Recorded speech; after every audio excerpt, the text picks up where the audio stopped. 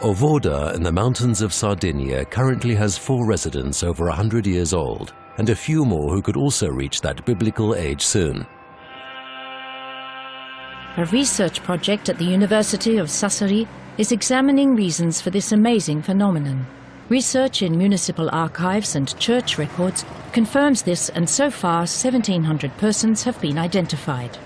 Maria Antonia Lodo recognizes all her relatives in a family photo. Il marito è suo fratello. Mio fratello. Questo è babbo. Questa è mamma. Questo è una conosciuta. Se ne è venuta senza chiamare. Ma lei chi è? Si è aggregata. E lei chi è? E lei chi è tra queste qui? E lì io sono questa. Caspita. Proprio una bella ragazza. Oh. Ragazzina ancora. È ragazzina, sì sì. È bella anche adesso, vede, c'ha belle mani. Era bellissima ed è bella anche adesso. È rossa. Caspita. Guardi che belle mani, che bella pelle, eh? Meanwhile, researchers have found out why Sardinians live to such an old age. Come si può spiegare questo? How can you explain this longevity? The reasons are primarily genetic. Il primo, perché because the chromosome set, the Sardinians' genes, is made up in such a way that some of them, not all of them, but a high percentage, can live to be over 100 years old. Una percentuale altissima di poter arrivare ad oltre i 100 anni. This genetic factor was determined through blood tests. Blood samples were taken from all the centenarians on the island. This woman doesn't like it very much, but her youngest daughter and her son comfort her. Fu buona mamma mia, mai non lo credeva, a che lavorare, non lo credevo mai. Probabilmente sì. Pronta? Family histories also point to a genetic explanation. In some families, there has been a higher than average number of centenarians. Who knows if their great-granddaughter will also live to such an old age?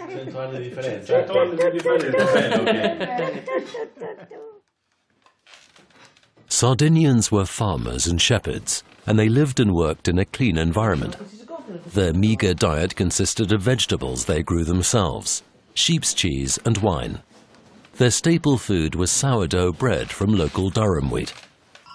But in Sardinia too, people do not live on bread alone. Sardinian sheep's cheese also appears to contribute to their longevity. Their traditional shepherd's lifestyle means that Sardinians eat little meat, but cheese is part of their everyday diet, which turns out to be rich in protein.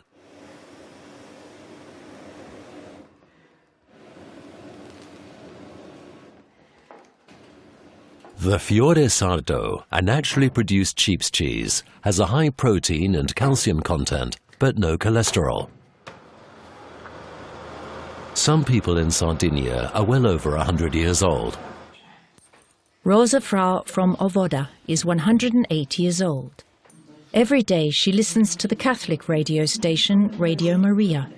Unter ihnen ist Antonio Todde, der Methusalem. Mit 112 Jahren hält er den Rekord des weltweit ältesten Mannes. Der Besuch aus Wien, ein aufregender Moment für den ehemaligen Schafhirten. Tochter Laura und Sohn Antonio zeigen uns Fotos, stolz und nachdenklich zugleich. Jeden Tag mit ihrem Vater empfinden sie als Geschenk.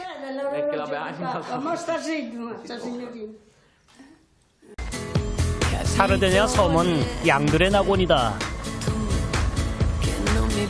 어디를 가도 만날 수 있는 게 양떼다. 양은 언제나 이 섬 사람들의 생존과 번영에 헌신해왔다.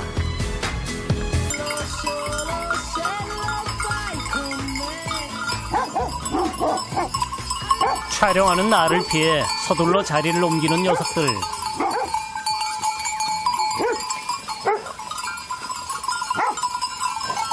수천 년간 이 섬에서 살아온 사르디니아 토착 품종이다. 양떼 뒤를 따르는 로베르토 씨. 25년째 목동일을 하고 있는 사르디니아 토박이다.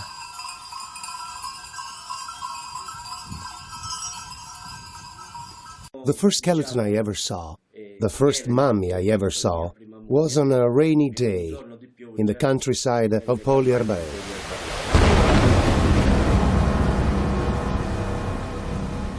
I was out grazing my father's sheep in the fields near the ancient ruins, when suddenly it started to rain.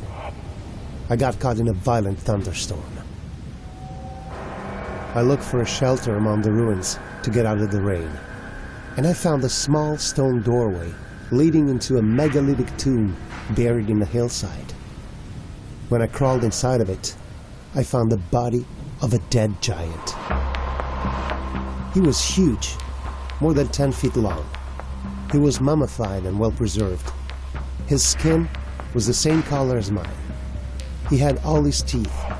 None one of them was missing. I counted them. There were 32. I wasn't even surprised to find him there. It only confirmed what my relatives had always told me. We were the descendants of the giants. He had a huge head. His legs were this thick. And there was still skin covering the whole body. And even the tendons were still there. The tendons connecting to the fingers. I told my friend about it, and we came back together to play with the giant. We used to joke around with his fingers and make them move by pulling on the tendons in his arm. We had fun pretending he was still alive. We played with the giants for a couple of weeks, until they took him away. This is one of the alleged tombs that giant bodies were discovered in. In fact, this whole side of this hill overlooking the town of Bošiljare. These ruins were left because I stopped the excavators. They wanted to plant trees, like those trees over there. They wanted to destroy everything. The tombs, the pyramid, the other step pyramid over there, and part of the nuraghi. They wanted to destroy all of this, to plant trees and provide work for the youth. But it was just an excuse to cover up this history. So that day I was eating, and I felt compelled to leave my house and rush up here. I didn't know why I was coming, but it happens like that for me. When I feel I have to go, I go. And so I drove here with my car. I was speeding like crazy to get up here. When I got here, I stopped the excavators who were destroying everything. I told them, stop, and they stopped. They were under specific orders from the authorities to get rid of everything, because these are the last ruins of this lost city, of this history, and they wanted to eliminate it so that nothing would be left. I've seen many times now the attempt by different governments, different organizations to cover up certain artifacts or certain megalithic sites by simply obscuring the view, in most cases by planting trees, either around or in front of the objects that they don't really want people to be looking at. In this case, Luigi can personally testify to the fact that these trees right around this area where these tombs of the giants are were purposely planted in rows with the expressed objective to hide what is here from the view of the villages below. Basically, it's a way of saying there's nothing to see here, don't pay attention to this, and certainly no tourists come to this particular spot. Nobody's here, ever. In fact, there's fences all around here that are broken down to keep people out. These also used to be tombs equivalent to the ones we've already filmed. There were at least 2 or 3 here in this row. So there were dozens of tombs right in this area, right along this hill. And right in front of these tombs, trees planted in rows with no other purpose, ostensibly, except to block the view of these tombs. I spent a considerable amount of time on that hillside overlooking the village of Bošiljare, inspecting what remained of the megalithic edifices that once stood there before they were intentionally broken to pieces by heavy machinery. One can clearly see that the debris of the demolition was simply scattered over the fields. It is evident that at one time in the distant past, dozens of tombs were constructed in an east-west orientation between two pyramidal structures and a nuraghe tower. What I find very intriguing is that the pyramids seem to have been covered in quartz. A layer of crystallized quartz is still plastered on the exterior of many of the megalithic blocks. The presence of such regal monuments indicates that the deceased entombed between them must have been men of renown. We also measured several ruined graves that were configured in a north-south orientation in front of the tombs. They were all over 11 feet long and certainly spacious enough to accommodate the dead bodies of 10-foot-tall giants, consistent with Luigi's descriptions of the mummified corpses that once occupied them.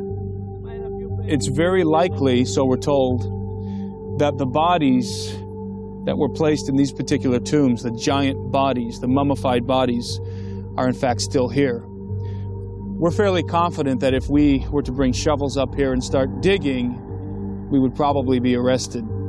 And definitely somebody would come and stop us, because we get the feeling that we're under surveillance, or have been under surveillance since we came into this area of Sardinia. When I told our story, they threatened me. They said they were going to shoot me and my family. We are continuously monitored. While we were filming around Pauli Albare, one of the town officials pulled up in his car and was watching us from a distance with a look of consternation on his face. He made a cell phone call before driving away. As soon as we got up to the hillside where the tombs are, a helicopter appeared on the horizon and hovered around the area until we left.